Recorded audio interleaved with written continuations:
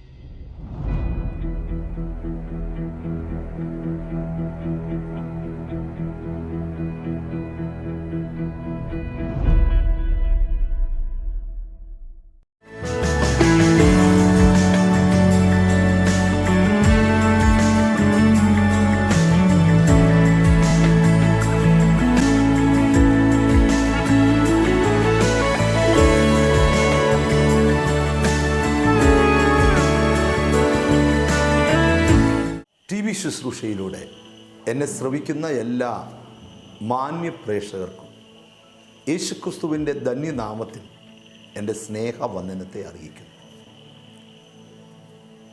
ഓരോ ദിവസവും ദൈവം വളരെ അത്ഭുതകരമായി നമ്മയെല്ലാം നടത്തുന്നു. ഓരോ ദിവസവും വചനവുമായി നിങ്ങളുടെ മുമ്പിൽ വരാൻ കർത്താവ് കൃപ ചെയ്യുന്നു. ഇതൊരനുഗ്രഹിക്കപ്പെട്ട ദിവസമാണ്. ഇന്നത്തെ ദിവസം നിങ്ങളുടെ ജീവിതത്തിൽ ഭയങ്കര കാര്യങ്ങൾ കർത്താവ് ചെയ്യും. ഇന്ന് രാവിലെ വചനം കൊണ്ട് നിങ്ങളുടെ മധ്യത്തിൽ വരുമ്പോൾ തന്നെ പരിശുദ്ധാത്മാവ് എന്നോട് സംസാരിക്കുക, ഇത് കാണുന്ന നിങ്ങളുടെ ലൈഫിൽ ഇന്നു വരെ വെളിപ്പെടാത്ത ഒരനുഗ്രഹം ദൈവം തരും. ഇന്നത്തെ ശുശ്രൂഷ സ്പോൺസർ ചെയ്തത് വളരെ അനുഗ്രഹിക്കപ്പെട്ടൊരു കുടുംബമാണ്. ആ കുടുംബത്തിന്മേൽ ദൈവത്തിൻ്റെ അനുഗ്രഹം വരിക തന്നെ ചെയ്യും. നിങ്ങളും ആ ഫാമിലിക്ക് വേണ്ടി പ്രാർത്ഥിക്കണം. ദൈവം വളരെ അത്ഭുതകരമായി ആ കുടുംബത്തെ അനുഗ്രഹിക്കട്ടെ. നിങ്ങളുടെ ലൈഫ് ബ്ലെസ്ഡ് ആകട്ടെ. നമുക്ക് വചനത്തിലേക്ക് കടക്കാം.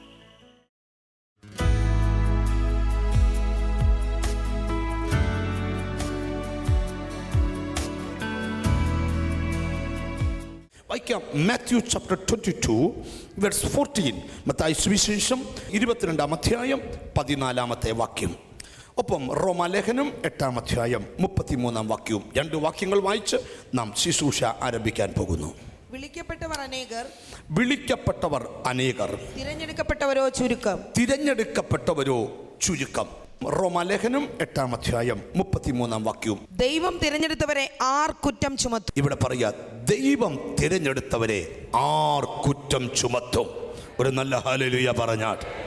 2 വാക്യങ്ങളാണ് വായിച്ചത്. മത്തായി 22:14 വാക്യം ഇങ്ങനെയാണ്: വിളിക്കപ്പെട്ടവർ അനേകരെങ്കിലും തിരഞ്ഞെടുക്കപ്പെട്ടവർ ചുരുക്കം അത്രേ. അത് കഴിഞ്ഞ് റോമർ 8:33 വായിച്ചു. വാക്യം ഇങ്ങനെയാണ്: ദൈവം തിരഞ്ഞെടുത്തവരെ ആർ കുറ്റം ചുമത്തും? 2 വാക്യങ്ങളെ ഒന്നിച്ച് ധ്യാനിക്കുമ്പോൾ വിളിക്കപ്പെട്ടവരുമുണ്ട്, തെരഞ്ഞെടുക്കപ്പെട്ടവരുമുണ്ട്. ഒരുപടി കയറി പറയുന്നു, വിളിച്ചു വേർതിരിച്ച കൂട്ടത്തിൽ തെരഞ്ഞെടുക്കപ്പെട്ടവർ ഉണ്ട്. ശ്രദ്ധിക്കുക, എന്തിനാണ് ദൈവം നമ്മെ തെരഞ്ഞെടുത്തത്? എന്താണ് ദൈവം തെരഞ്ഞെടുത്തതിൻ്റെ ഉദ്ദേശം? എപ്പോഴും ഓർക്കുക, കർത്താവിൻ്റെ സഹോദരൻ, ദൈവം ഒരു വ്യക്തിയെ തെരഞ്ഞെടുത്തെങ്കിൽ വെറുതെ അല്ല തെരഞ്ഞെടുത്തത്. അവനെക്കുറിച്ച് ദൈവത്തിന് ധാരാളം പദ്ധതികൾ ഉണ്ട്. ബൈബിൾ നമ്മൾ ഉൽപ്പത്തി മുതൽ വെളിപ്പാട് വരെ പഠിച്ചാൽ നമ്മുടെ അനുവാദമില്ലാതെ ദൈവം നമ്മളെ തെരഞ്ഞെടുത്തേ. ഒരാമീൻ പറഞ്ഞാട്ട്. ഞാൻ ആഗ്രഹിച്ച നല്ല ഈ കൃപയിൽ വരാൻ, പക്ഷേ അവൻ എന്നെ തെരഞ്ഞെടുത്തു. ഈ കൃപയിൽ നിൽക്കാൻ കാരണം എന്താ? എന്നെ ഞാനല്ല തെരഞ്ഞെടുത്തത്, എന്നെ ദൈവം അത്ര തെരഞ്ഞെടുത്തത്. പൗലോസ് ചോദിക്കുക, എടാ, ദൈവം തെരഞ്ഞെടുത്തവരെ കുറ്റം ചുമത്താൻ ആർക്ക് കഴിയും? ഒരുത്തർക്കും കഴിയത്തില്ല. പല പ്രതിസന്ധികളും നിനക്ക് മുമ്പിൽ വന്നിട്ടും നിന്നെ തൊടാത്തതിൻ്റെ രഹസ്യം അറിയാമോ? ദൈവം നിന്നെ തെരഞ്ഞെടുത്തോണ്ടാ. ആമേൻ. എന്താണ് തെരഞ്ഞെടുപ്പ്? അവിടേക്കാണ് ഞാൻ വരുന്നത്. ഞാൻ ഒരിക്കൽ തെരഞ്ഞെടുപ്പിനെ കുറിച്ച് ഇവിടെ പ്രസംഗിച്ച സമയത്ത് ഇതിൻ്റെ ഒരു ചെറിയ ഭാഗം തൊട്ടപ്പം ഞാനൊരു എക്സാമ്പിൾ പറഞ്ഞായിരുന്നു. നമ്മൾ തിരഞ്ഞെടുക്കുമ്പോൾ എപ്പോഴും ക്വാളിറ്റി ഉള്ളതും ഏറ്റവും ബെസ്റ്റുമേ തിരഞ്ഞെടുക്കത്തുള്ളൂ.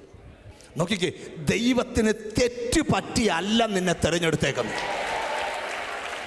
അല്ല. തെരഞ്ഞെടുക്കപ്പെട്ട ഉദ്ദേശം ഇതുവരെ വെളിപ്പെട്ടിട്ടില്ലെന്ന പ്രസംഗം. എന്നാൽ അത് വെളിപ്പെടാൻ സമയമായി. നിന്നെ തെരഞ്ഞെടുത്തതിന്റെ ഉദ്ദേശം ഇതുവരെ വെളിപ്പെട്ടിട്ടില്ല. ഈ നിങ്ങൾക്കറിയാം, ഈ ബൈബിൾ നമ്മൾ പഠിച്ചാലേ വേദോസത്തിൽ കർത്താവ് ഒത്തിരി പേരെ തിരഞ്ഞെടുത്തിട്ടുണ്ട്. പക്ഷെ തിരഞ്ഞെടുത്തതിൻ്റെ പിറ്റേ ദിവസം രാവിലെ അങ്ങ് അവരെ തെരഞ്ഞെടുപ്പിൻ്റെ പദ്ധതിയിലേക്ക് അങ്ങ് കൊണ്ടുവരുമല്ലായിരുന്നു. മീൻ പിടിച്ചുകൊണ്ടുവന്ന പത്രോസിനെ തിരഞ്ഞെടുത്തു. പത്രോസിനോട് പറഞ്ഞു, നീ പടകുമല്ലേ വിട്ടേച്ച് പോലും, ഞാൻ നിന്നെ മനുഷ്യനെ എനിക്ക് കർത്താവിന് സ്തോത്രം. പത്രോസ് യേശുവിൻ്റെ പുറകെ ഇറങ്ങുക. പത്രോസിൻ്റെ ജോലി എന്താണെന്നറിയാമോ? കർത്താവിന് സ്തോത്രം. അപ്പോൾ എന്ന് പറയുമ്പോൾ കൊട്ട പിടിക്കണം. കൊട്ട പിടിച്ചാൽ പല വിളമ്പി കൊടുക്കണം. സ്തോത്രം. യേശുവിനെ കടക്കാൻ അല്ലെങ്കിൽ യേശുവിനെ വിശ്രമിക്കാനുള്ള സ്ഥലം ഒരുക്കി കൊടുക്കണം. യേശു പടയക്കാരൻ പറഞ്ഞാൽ പടയക്കാരൻ. കർത്താവിന് സ്തോത്രം. യേശു ദൈവത്തിന് സ്തോത്രം. ആമേ എന്തോ ചെയ്യാൻ പറഞ്ഞാൽ അത് മൊത്തം ചെയ്യണം. അപ്പോൾ പത്രോസ്, എൻ്റെ കർത്താവ് ഇതിനാണ് എന്നെ വിളിച്ചത്. ദൈവം പറഞ്ഞാൽ മണ്ടച്ചാലെ, നിന്നെ തെരഞ്ഞെടുത്തത് വേറെ കാര്യത്തിനാ, അത് ഇതുവരെ വെളിപ്പെട്ടിട്ടില്ല. തെരഞ്ഞെടുത്തതിൻ്റെ ഉദ്ദേശം സൈലൻ്റ് ആയിട്ട് കിടക്കുക. ഞാനിവിടെ നിന്നുകൊണ്ടൊരു ദൈവത്തിൻ്റെ ദൂതൻ 2016 നിന്നെ തെരഞ്ഞെടുത്തതിൻ്റെ ഉദ്ദേശം യേശു വെളിപ്പെടുത്തുന്ന വർഷമാണ്. വിശ്വാസമുണ്ടോ? എന്നോട് ദൈവം പറയുന്നത്, സൈലൻ്റ് ആയി കിടക്കുന്ന പല മേഖലകളും ഇന്നത്തെ ആരാധന ചലിക്കാൻ പോകുകയാ. അത് വിശ്വസിക്കാൻ കൃപ ലഭിച്ചവർക്കായി ഈ തെരഞ്ഞെടുപ്പ് പ്രസംഗിക്കുമ്പോഴേ പ്രവചന ഭാഗത്തൊരു വാക്യമുണ്ട്. ആ വാക്യം ഇങ്ങനെ: ഞാൻ നിന്നെ തെരഞ്ഞെടുത്തു, ഞാൻ നിന്നെ കയ്യിലെടുത്തു, ഞാൻ നിന്നെ മോതിരമാക്കി. ഒന്ന്, ഞാൻ നിന്നെ തെരഞ്ഞെടുത്തു. രണ്ട്, ഞാൻ നിന്നെ കയ്യിലെടുത്തു. പ്രവചനദൂത, ഞാൻ നിന്നെ മോതിരമാക്കി. എന്നോട് പരിശുദ്ധാത്മാവ് ഇന്നലെ രാത്രി പറഞ്ഞു, ചിലതിനെ ഞാൻ തെരഞ്ഞെടുത്തിട്ടുണ്ട്. ഈ ദിവസങ്ങളിൽ ചിലതിനെ ഞാൻ എൻ്റെ കയ്യിലെടുക്കും. ചിലതിനെ ദേശത്തൊരു മോതിരമാക്കി എൻ്റെ കർത്താവ് മാറ്റാം. മനസ്സിലാക്കാൻ കൃപ ലഭിച്ചവർക്കായി സ്തോത്രം ചെയ്യുക. അവിടോട്ട് വരുമ്പോൾ ദൈവത്തിൻ്റെ ദൂത് ശക്തിയോടെ ഇറങ്ങാൻ പോകുക. ഇന്ന് പകൽ ആരാധിക്കുന്ന ചിലരോട് പരിശുദ്ധാത്മാവ് വിളിച്ചു പറയുക, നീ തകരാൻ പോകുകയല്ല, തെരഞ്ഞെടുപ്പിൻ്റെ ഉദ്ദേശം വെളിപ്പെടാൻ പോകുക. നിനക്കെതിരെ വെളിപ്പെട്ട് നിൽക്കുന്ന ചിലതിനെ തടഞ്ഞു മാറ്റിക്കൊണ്ട് എൻ്റെ കർത്താവ് നിന്റെ തെരഞ്ഞെടുപ്പിൻ്റെ ഉദ്ദേശം വെളിപ്പെടുത്താൻ പോകുക. ഈ നമ്മുടെ അനുവാദം നോക്കിയാണോ ദൈവം തിരഞ്ഞെടുക്കുന്നത്? അല്ല. ബൈബിൾ പറഞ്ഞു, ജ്ഞാനികളെ ലജ്ജിപ്പിക്കാൻ ദൈവം ലോകത്തിൽ പോഷത്വമായതിനെ. എടാ, നീ തെരഞ്ഞെടുത്ത മിനിമം ഒരു ക്വാളിറ്റി നോക്കും. ദൈവം അങ്ങനെയൊന്നുമല്ല. തെരഞ്ഞെടുത്താൽ അത് കറക്റ്റായിരിക്കും. ഒരാമയും വരുന്നില്ല. മദ്യപാനിയായിരുന്ന, കഞ്ചാവ് അടിച്ച് നടന്ന കർത്താവിന് സ്തോത്രം, അല്ലെങ്കിൽ മയക്കുമരുന്ന് ഉപയോഗിച്ച് എന്നെ തിരഞ്ഞെടുത്തപ്പം എനിക്ക് തോന്നി, എൻ്റെ ദൈവമേ, കർത്താവിന് തെറ്റിയതാണോ? എന്നതിന് കൊള്ളാം, എന്നെ യഹോവ എൻ്റെ ഇടയനാവുന്നെന്ന് വാക്ക് അറിയാത്ത എന്നെ എന്നതിന് കൊള്ളാം. കർത്താവ് പറഞ്ഞു, ഇപ്പം നീ സൈലൻ്റ് ആകെ, തെരഞ്ഞെടുപ്പിൻ്റെ ഉദ്ദേശം ഞാൻ വെളിപ്പെടുത്താം. ഞാൻ വാക്യത്തിലോട്ട് വരിക. ഇന്ന് എന്നോട് ദൈവാത്മാ പറഞ്ഞു, അമ്മ, വളരെ വർഷങ്ങൾ നീ പ്രാർത്ഥിച്ചിട്ട് ചലിക്കാത്ത മേഖലകൾ ഇന്നെൻ്റെ ദൈവം ചലിപ്പിക്കും. നിന്റെ തെരഞ്ഞെടുപ്പിന്റെ ഉദ്ദേശം എൻ്റെ കർത്താവ് വെളിപ്പെടുത്താൻ പോകുകയാ. നീ ഇങ്ങനെ ഇരിക്കാനുള്ളവരല്ല. നിന്നെ കുറിച്ച് ദൈവത്തിനൊരു പ്ലാനുണ്ട്. നമുക്ക് ബൈബിളിന്റെ വെളിപ്പാടിൽ കൂടെ തന്നെ പോകാം. ബൈബിൾ പറഞ്ഞ ജ്ഞാനികളെ ലജ്ജിപ്പിക്കാൻ ദൈവം ലോകത്തിൽ. ഒരാളിരുന്ന് ഭയങ്കരമായിട്ട് ബൈബിളിൽ പ്രാർത്ഥിക്കുവാണ്. മുട്ടയിന്ന് പ്രാർത്ഥിക്കുക. അദ്ദേഹത്തിന് ഒരു അറിവ് കിട്ടി. അദ്ദേഹം ആരാധിക്കുന്ന സഭ, ബൈബിളിലെ കാര്യം കേട്ടോ, അദ്ദേഹം ആരാധിക്കുന്ന കൂട്ടായ്മ, അദ്ദേഹം നടത്തുന്ന ശുശ്രൂഷ പൊളിക്കാൻ അധികാരപത്രവും വാങ്ങിച്ചുകൊണ്ട് ഒരുത്തൻ ഇങ്ങോട്ട് വരുന്ന വിവരം ദമസ്കോസിലെ ഒരു സഭ അറിഞ്ഞു. ആ സഭ ഇങ്ങനെ മുട്ടെന്ന് പറഞ്ഞ, കർത്താവ് യേശുവിൻ്റെ നാമത്തിൽ ഞങ്ങൾ പ്രാർത്ഥിക്കുന്നു, കർത്താവ് ഞങ്ങളുടെ സഭയെ തകർക്കുന്ന ആ ദുഷ്ട മനുഷ്യനെ കർത്താവ് നിന്റെ കൈ തൊടണേ. ഭയങ്കരമായിട്ട് പ്രാർത്ഥിച്ചുകൊണ്ടിരിക്കുമ്പോൾ പെട്ടെന്ന് അനന്യാസിന് മുമ്പിൽ ഒരു വലിയ TV സ്ക്രീൻ വന്നു. സ്ക്രീനകത്ത് ദൈവം വന്നു വെച്ച് പറഞ്ഞു, അനന്യാസേ, എന്താ കർത്താവേ? നീ എഴുന്നേറ്റ്. ജീസസ്. വായിക്കാം, അപ്പോസ്തല പ്രവൃത്തി 9-ാം അധ്യായം വായിക്കാം. Acts chapter 9 verse 10, 10-ാം വാക്യം. എന്നാൽ അനന്യാസ് എന്നൊരു ശിഷ്യൻ ദമസ്കോസിൽ ഉണ്ടായിരുന്നു. അവനെ കർത്താവ് ഒരു ദർശനത്തിൽ അനന്യാസേ എന്ന് വിളിച്ചു. കർത്താവേ, അടിയൻ ഇതാ എന്ന് അവൻ വിളി കേട്ടു. കർത്താവ് അവനോട്, നീ എഴുന്നേറ്റ് നേർവീഥി എന്ന തെരുവിൽ ചെന്ന് യൂദായുടെ വീട്ടിൽ തർസോസുകാരനായ ശൗൽ എന്ന് പേരുള്ളവനെ അന്വേഷിക്ക. അവൻ പ്രാർത്ഥിക്കുന്നു. അനന്യാസ് എന്നൊരു പുരുഷൻ അകത്ത് വന്ന് താൻ കാഴ്ച പ്രാപിക്കേണ്ടതിന് തന്റെ മേൽ കൈവെക്കുന്നവൻ കണ്ടിരിക്കുന്നെന്ന് കൽപ്പിച്ചു. അടുത്തത്, അതിന് അനന്യാസ്, കർത്താവേ, ആ മനുഷ്യൻ യെരൂശലേമിൽ നിന്റെ വിശുദ്ധന്മാർക്ക് എത്ര ദോഷം ചെയ്തു എന്ന് പലരും പറഞ്ഞ് ഞാൻ കേട്ടിരിക്കുന്നു. ഇവിടെയും നിന്റെ നാമത്തെ വിളിച്ചപേക്ഷിക്കുന്നവരൊക്കെയും പിടിച്ചു കെട്ടുവാൻ അവന് മഹാപുരോഹിതന്മാരുടെ അധികാരപത്രമുണ്ട് എന്ന് ഉത്തരം പറഞ്ഞു. കർത്താവ് അവനോട്, നീ പോക, അവൻ എന്റെ നാമം ജാതികൾക്കും രാജാക്കന്മാർക്കും ഇസ്രായേൽ മക്കൾക്ക് മുമ്പിൽ വഹിപ്പാൻ ഞാൻ തിരഞ്ഞെടുത്തിരിക്കുന്ന ഒരു പാത്രമാകുന്നു. അനന്യാസിനോട് ദർശനത്തിൽ ദൈവം വെളിപ്പെട്ടേച്ച് പറയാം, അനന്യാസൻ നീ പേടിക്കണ്ട, നീ പ്രാർത്ഥിക്കുന്ന വിഷയത്തിൽ ഞാൻ തെരഞ്ഞെടുപ്പ് നടത്തി കഴിഞ്ഞു. ഞാൻ ഇനി നിന്നോടൊരു ദൂത് പറയാൻ പോവാ. നിന്നെ ദൈവം തെരഞ്ഞെടുത്തതാന്ന് മറ്റുള്ളവരുടെ മുമ്പിൽ ദൈവം വെളിപ്പെടുത്താൻ പോകാം. എത്ര പേർക്ക് വിശ്വാസമുണ്ട്? നിന്നെ ദൈവം തെരഞ്ഞെടുത്തതാന്ന് നിന്റെ രക്തബന്ധങ്ങളുടെ മുമ്പിൽ ദൈവം വെളിപ്പെടുത്തും. നിന്നെ ദൈവം തെരഞ്ഞെടുത്തതാണെന്ന് ഈ പട്ടണത്തിൽ ദൈവം വെളിപ്പെടുത്തും. നിന്നെ ദൈവം തെരഞ്ഞെടുത്തതാന്ന് നീ പാർക്കുന്ന ദേശത്ത് ദൈവം. ഞാൻ വാസ്തവമായി ചോദിക്കട്ടെ, എത്ര പേർക്ക് അതിനാഗ്രഹമുണ്ട്? അതിനാഗ്രഹമുണ്ട്. നാട്ടുകാർ കുശലം പറയാൻ പോകുന്നുണ്ട്, അവനെ ദൈവം തെരഞ്ഞെടുത്തെന്ന്.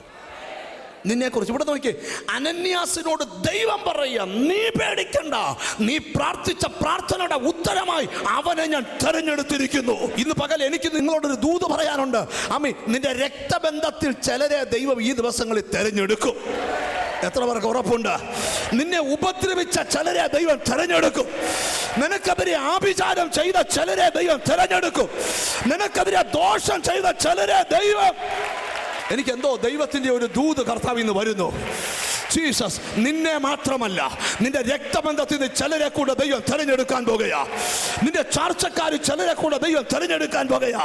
ആമീൻ. നിനക്ക് വിശ്വസിക്കാൻ പറ്റാത്ത പോലെ ചിലരെ ദൈവം തെരഞ്ഞെടുക്കും.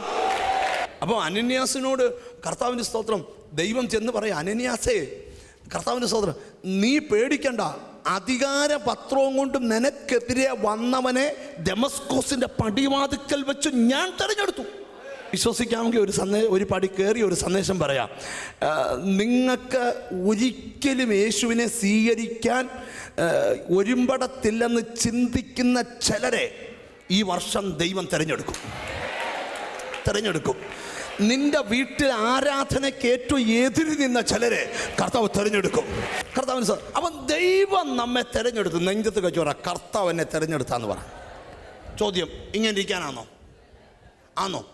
അപ്പോൾ ഒരർത്ഥം, അമ്മി, ഇങ്ങനെ ഇരിക്കാനാണോ? ഇങ്ങനെ ഇരിക്കാനോ തിരഞ്ഞെടുത്തേ? എന്നെ ഇങ്ങനെ നിൽക്കാനല്ല തിരഞ്ഞെടുത്തേ. അപ്പം എന്തോ ഒരു കാര്യത്തിൻ്റെ ഒരുക്കം ഞാൻ ആത്മാവിൽ കാണുന്നുണ്ട്. ദൈവം എനിക്ക് വേണ്ടി അത് ചെയ്യാൻ പോകുകയാ. ഇനി ഒരു കാര്യം, തെരഞ്ഞെടുക്കപ്പെട്ടവൻ്റെ ഭാവി മിനിറ്റുകൾക്കകം വെളിപ്പെടും. അതങ്ങനെ, അതിന് വർഷമൊന്നും വേണ്ട. മനസ്സിലായി? ഈ ദാവീദിനെ ദൈവം അഭിഷേകം ചെയ്ത് കാട്ടിലോട്ട് വിട്ടു. അവൻ ദാവീദ്, എൻ്റെ കർത്താവേ, ആടിനെ തീറ്റാനും അഭിഷേകം വേണോ? ദാവീദ് ദൈവം വിളിക്കുന്നത്, എടാ ദാവീദേ, നിന്നെ അഭിഷേകം ചെയ്ത് വിട്ട് കാട്ടിൽ ആടിനെ ഇച്ചിരി നാൾ തീറ്റിയാൽ മതി, നീ രംഗത്ത് വരും. നിന്നെ തെരഞ്ഞെടുത്തത് എന്തിനാന്ന് വെളിപ്പെട്ട് വരും. ഞാൻ വിശ്വസിക്കുന്നത് എന്നെ തെരഞ്ഞെടുത്തത് ഇവിടെ ഒതുങ്ങാനല്ല. എന്തോ ഒരു ദൈവപ്രവൃത്തിയുടെ തുടക്കം ഇവിടെ ആരംഭിച്ചിട്ടേ ഉള്ളൂ. ഓരോരുത്തരോട് ഞാൻ പ്രവചിച്ചു പറയാം, 2016 ദൈവം തെരഞ്ഞെടുത്ത പദ്ധതി വെളിപ്പെട്ടു വരും. നമുക്കുണ്ടായി ഇച്ചിരി കടമൊക്കെ പിടിച്ചോണ്ടിരിക്കുക. എൻ്റെ ബ്രദറെ, ഇതൊക്കെ എന്ത് പൊട്ടും? കുഞ്ഞെ, ഇതൊക്കെ പൊട്ടാൻ മിനിറ്റുകൾ മതി. മോശയോട് പറഞ്ഞു, ഓരോ ഗോത്രത്തിന് ഓരോ കർത്താവിന് സ്തോത്രം വടി വീതം 12 ഗോത്രത്തിന് 12 വടി കൊണ്ടുപോവാ. വടിയെ സാക്ഷ്യ കൂടാരത്തിന് മുമ്പിൽ വെക്ക്. അമ്മേ, ഒറ്റ രാത്രി കൊണ്ട് തെരഞ്ഞെടുക്കപ്പെട്ട അമ്മേ, സംഖ്യാപുസ്തകം 17:5 വായിക്കേണ്ട, തെരഞ്ഞെടുക്കുന്നവൻ്റെ വടി തളർക്കും. 10-ാം വാക്യം, ഒറ്റ രാത്രി കൊണ്ട് വേരില്ലാതെ മണ്ണില്ലാതെ അമ്മേ ആ കമ്പ് കിളിർത്തു, പൂത്തു, ഫലം വെളിപ്പെടുത്തി. നോക്കി, തെരഞ്ഞെടുക്കപ്പെട്ട വിടുതൽ മിനിറ്റുകൾക്കകത്താ. തെരഞ്ഞെടുക്കപ്പെട്ടവന്റെ വിടുതൽ ഒരൊറ്റ രാത്രി മതി വിടുതൽ നടക്കാൻ. എനിക്കറിയത്തില്ല, ചിലരോട് ദൈവം പറയാം, ദൈവം നിന്നെ തെരഞ്ഞെടുത്തതാണെങ്കിൽ അത് ദേശത്ത് ദൈവം തെളിയിക്കും. എത്ര പേർക്ക് വിശ്വസിക്കാൻ പറ്റും? തെളിയിക്കും. ദൈവം ദേശത്ത് തെളിയിക്കും. എന്താ? കർത്താവ് നിന്നെ തെരഞ്ഞെടുത്തെന്ന്. ഇനി ആ പ്രവചനവാക്യം വായിക്കാം. തെരഞ്ഞെടുപ്പ് എന്ന വിഷയത്തിലേക്ക് കയറാൻ പോവുക. സ്തോത്രം. ശ്രദ്ധിക്കണമേ, നമുക്ക് ഒരു പ്രവചന ഭാഗം വായിക്കാം. കർത്താവിന് സ്തോത്രം.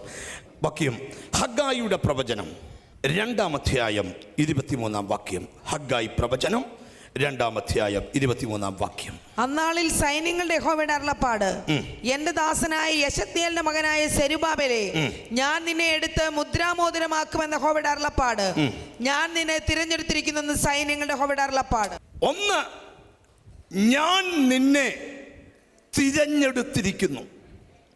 2, ഞാൻ നിന്നെ കയ്യിലെടുത്തിരിക്കുന്നു. 3, ഞാൻ നിന്നെ ഒരു മുദ്ര മോതിരമാക്കി മാറ്റും. എന്ന് പറഞ്ഞാൽ ഒരു പച്ച മലയാളം 2016 നിന്നെ വിലയുള്ളവനാക്കി മാറ്റും ദൈവം. ചിലരൊക്കെ അംഗീകരിക്കുന്നവനാക്കി മാറ്റും ദൈവം. നിന്റെ കയ്യൊപ്പ് ചിലതിന്മേൽ വേണമെന്ന് പറയത്തക്ക ലെവലിൽ നിന്റെ പൊസിഷനെ ചേഞ്ച് ചെയ്യാൻ എൻ്റെ കർത്താവ് ശക്തനാ. അവിടോട്ട് വരുമ്പോഴാണ് നമുക്ക് ദൂതിൻ്റെ ഗൗരവമേറിയ ഭാഗം വരുന്നത്. ചിരിച്ചുകൊണ്ട് മനസ്സിൽ പറയണം, എന്നെ കർത്താവ് തിരഞ്ഞെടുത്തതാ. ഒരാമീൻ പറഞ്ഞാട്ട്. ഏതൊക്കെ പ്രതിസന്ധികൾ മുമ്പിൽ വന്നിട്ടും നീ തകരാൻ നിൽക്കുന്നതിൻ്റെ രഹസ്യം ദൈവം നിന്നെ തിരഞ്ഞെടുത്തതാ. ഈ ഒരു ഇച്ചിരി നേരം ഒന്ന് ധ്യാനിച്ച്, ദൈവം നമ്മളെ തിരഞ്ഞെടുത്തതെന്ന് നമുക്കറിയാമെങ്കിലും എന്തുകൊണ്ട് ഇതുവരെ ആ തിരഞ്ഞെടുപ്പിൻ്റെ ഉദ്ദേശം നമ്മുടെ ലൈഫിൽ വെളിപ്പെട്ടിട്ടില്ല? അത് എഫെസ്യ ലേഖനം പഠിക്കണം. എഫെസ്യ ലേഖനം 1:3 വായിക്കുമ്പോൾ, നാം അവൻ്റെ സന്നിധിയിൽ വിശുദ്ധരും നിഷ്കളങ്കരും ആകേണ്ടതിന് ലോകസ്ഥാപനത്തിന് മുമ്പേ നമ്മെ തിരഞ്ഞെടുത്തു. അപ്പൊ തിരഞ്ഞെടുത്തേണ്ട 2 ലക്ഷ്യം: 1, നീ വിശുദ്ധൻ ആകണം. 2, നീ നിഷ്കളങ്കൻ ആകണം. 2 കാര്യം നമ്മിൽ നാം ഉണ്ടാക്കണം. 1, എന്താ? നീ വിശുദ്ധൻ ആകണം. അശുദ്ധിയെ പുറങ്കാല് കൊണ്ട് തള്ളി മാറ്റിയിട്ട് ഒരു വിശുദ്ധ ജീവിതം ഏറ്റെടുക്കണം. ദൈവം തിരഞ്ഞെടുത്തവൻ പാലിക്കേണ്ട 2 കാര്യങ്ങൾ: 1, ജീവിതത്തിൽ വിശുദ്ധി പാലിക്കണം. 2, നീ നിഷ്കളങ്കനായിരിക്കണം. എന്ന് പറഞ്ഞാൽ നിന്റെ സ്നേഹത്തിനകത്ത് കള്ളത്തരം ഉണ്ടാവില്ലെന്ന്. ഞാനൊരു സത്യം നിന്നോട്, കയ്യടി കണ്ട് പ്രവർത്തിക്കുന്നൊരു ദൈവമല്ല, നിഷ്കളങ്കത കണ്ട് പ്രവർത്തിക്കുന്ന ദൈവം. നിങ്ങൾക്കറിയാം, ഉൽപ്പത്തി 17:1 അബ്രഹാമിനോട് ദൈവം പറയാ, ഞാൻ സർവശക്തനായ ദൈവമാണ്, നീ എൻ്റെ മുമ്പിൽ നടന്ന് നിഷ്കളങ്കനായിരിക്ക എന്ന് പറഞ്ഞ, അബ്രഹാമേ, ഞാൻ സർവശക്തനാന്ന് നിന്റെ ലൈഫിൽ തെളിയിക്കാൻ ഞാൻ ശക്തനാണ്. പക്ഷെ നീ ചെയ്യേണ്ട ഒരൊറ്റ കാര്യം, നീ എൻ്റെ മുമ്പിൽ നടന്ന് നിഷ്കളങ്കനാകണം. അപ്പം എന്തുകൊണ്ട് ദൈവിക പദ്ധതി നമ്മൾ വെളിപ്പെടുന്നില്ല? അടുത്തിരിക്കുന്ന ആളെ കുറവല്ല, നമ്മൾ ജീവിതത്തിൽ വിശുദ്ധി ഏറ്റെടുക്കാത്തതുകൊണ്ടാണ്. ഒരാമീൻ പറഞ്ഞാട്ട്. ഈ നമ്മൾ എങ്ങനെ ആയിരിക്കണം എന്ന് പറയാമേ. കടലിൽ കിടക്കുന്ന മീൻ, കടൽ വെള്ളം കുടിച്ചിട്ടുണ്ടോ? ഞാൻ കുടിച്ചിട്ടുണ്ട്. നീന്തൊന്നും അറിയത്തില്ല. ഇറങ്ങിയപ്പോൾ എത്രയോ വട്ടം എത്തിച്ച് കേട്ടെ. പക്ഷേ കടലിൽ നിന്ന് എന്താ ഒരു കുപ്പി വെള്ളം എടുത്ത് വീട്ടിൽ പോയുമ്പോൾ വണ്ടി ഇരിക്കുമ്പോൾ ഇടയ്ക്ക് ദാഹിക്കുമ്പോൾ കുടിക്കാതെ? ഉപ്പുള്ള കടലിൽ കിടക്കുന്ന മീൻ കറി വെക്കുമ്പം പിന്നെ ഉപ്പ് ചേർക്കണം. എന്നാ, ഉപ്പ് വെള്ളത്തിൽ കിടന്നാലും മീനിൻ്റെ അകത്ത് ലെവലേശ ഉപ്പ് കയറിയിട്ടില്ല. ഇങ്ങനെ വേണം മാലിന്യമുള്ള ലോകത്തിൽ മാലിന്യപ്പെടാതോടണം. ഒരാമീൻ പറഞ്ഞാട്ട്. അത് നിങ്ങൾ നോക്കിയേ, ഒരു പാസ്റ്റർ വന്ന് ബ്രദറെ അശുദ്ധി വിടണം, ബ്രദറെ അശുദ്ധി വിടണം ബ്രദറെ, അങ്ങനെ ഇവിടെ പറയത്തില്ല. നീ വിടണം. വിട്ടാൽ നിനക്ക് അനുഗ്രഹമാണ്. ബ്രദറെ ഞാൻ വിട്ടില്ല എന്താ എനിക്ക് അനുഗ്രഹം കിട്ടത്തില്ല. അത്രയേ ഉള്ളൂ കാര്യം. അവനവൻ്റെ പേഴ്സണൽ ലൈഫ് ജീസസ്. വിശുദ്ധിക്ക് ചേരാത്തതെല്ലാം ജീവിതത്തിൽ നിന്ന് കഴുകിക്കളയണം. 2ാമത്തെ ഒരു ദൂതൂടെ പറയാം, നിഷ്കളങ്കനായിരിക്കണം. അവിടെ എനിക്കൊന്ന് തൊട്ടാക്കൊള്ളാവുന്നു. എങ്ങനെ ആയിരിക്കണം? നിഷ്കളങ്കൻ. യോബിൻ്റെ പ്രത്യേകത, അവൻ നിഷ്കളങ്കനായിരുന്നു. അതുകൊണ്ടാണ് ദൈവം അവന് അനുഗ്രഹം വീണ്ടും കൊടുത്തത്. എടാ, നീ നിഷ്കളങ്കനാണ്, എത്ര നഷ്ടം വന്നാലും നിനക്ക് തിരിച്ച് അനുഗ്രഹം വന്നിരിക്കും. ഒരാമീൻ പറഞ്ഞോട്ടെ. ദൈവം പറയാ, 2 കാര്യത്തിനാണ് നിന്നെ തിരഞ്ഞെടുത്തത്. നീ അവൻ്റെ സന്നിധിയിൽ വിശുദ്ധനും നിഷ്കളങ്കനും ആകാൻ. ഒരു ഹല്ലേലൂയ പറഞ്ഞാട്ട്. ഇവിടെ നിങ്ങൾ ശ്രദ്ധിക്കണം. 1, അവൻ നമ്മെ തിരഞ്ഞെടുത്തു. 2, അവൻ നമ്മെ കയ്യിലെടുത്തു. 3, അവൻ നമ്മെ മോതിരമാക്കും. വിശ്വാസമുണ്ട്? ആമീൻ പറഞ്ഞാട്ട്. പരിശുദ്ധാത്മാവിനൊരു ദൂത് പറയാനുണ്ട്. കർത്താവ് നിന്നെ തെരഞ്ഞെടുത്തതാ. നിന്നെ തകർക്കാൻ ഒരു ശക്തിക്കും കഴിയത്തില്ല. ഈ സത്യത്തിൽ തെരഞ്ഞെടുപ്പിൻ്റെ മെസ്സേജ് പ്രസംഗിക്കുവാന്ന് യോശുവയുടെ പുസ്തകം പ്രസംഗിക്കണം. അതിൻ്റെ 1-ാം അധ്യായത്തിൽ കിടക്കുന്ന വാക്യം ശ്രദ്ധിക്കണം. നിന്റെ ജീവകാലത്ത് ഒരു മനുഷ്യനും ഒരിക്കലും നിന്റെ നേരെ നിൽക്കത്തില്ല. എന്താ കാര്യം? നിന്നെ ദൈവം തെരഞ്ഞെടുത്തു. എടാ, തെരഞ്ഞെടുക്കപ്പെട്ട നിനക്ക് പ്രതിസന്ധി വന്നാലും നീ കുലുങ്ങണ്ട. അതുകൊണ്ടാണ് പത്രോസ് അപ്പോസ്തലൻ എഴുതുന്നത്, നിങ്ങളുടെ വിളിയും തെരഞ്ഞെടുപ്പും അധികം ഉറപ്പാക്കണം. ഇതൊരു കയ്യടി യോഗമല്ല, വലിയൊരു അവകാശത്തിന് വേണ്ടി തെരഞ്ഞെടുക്കപ്പെട്ടവരാ നമ്മൾ. എത്ര പേർ വിശ്വസിക്കാൻ കഴിയും? 70-80 വർഷം കൊണ്ട് ഇവിടെ തീർന്നാലും നിനക്ക് ലഭിക്കാൻ പോകുന്ന നിത്യത അത് വലുതാന്ന് വിശ്വസിക്കുന്നവർ ചേർന്നൊരു ആമീൻ.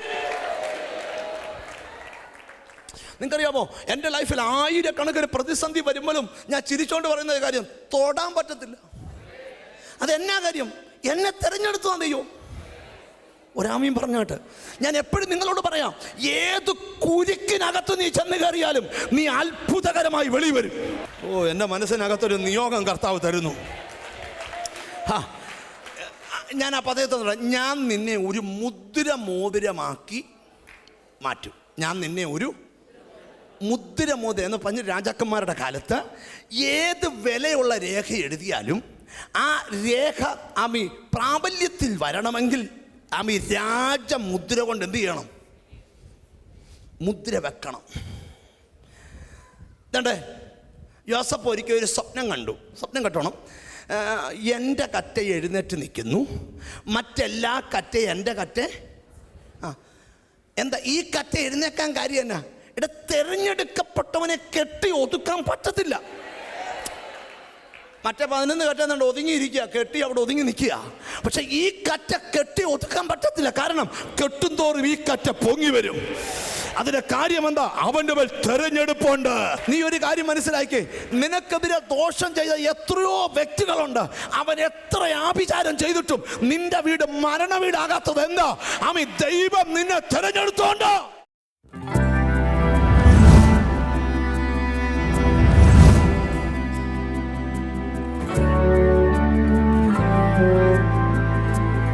നിങ്ങളുടെ ഏത് ചെവിയാ കേൾക്കാത്ത?